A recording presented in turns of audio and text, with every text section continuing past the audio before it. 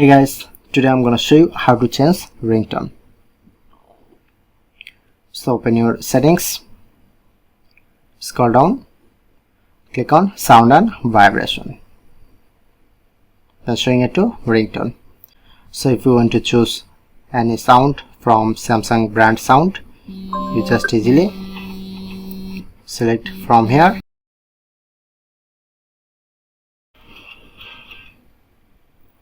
or showing here to more Galaxy, or if you want to add any sound from your gallery, click on to plus option, then automatically showing here your all gallery sound, or click on folder, select any folder and select this sound.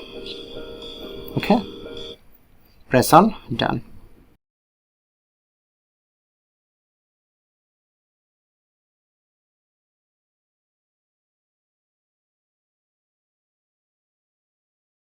So look here, now successfully change it.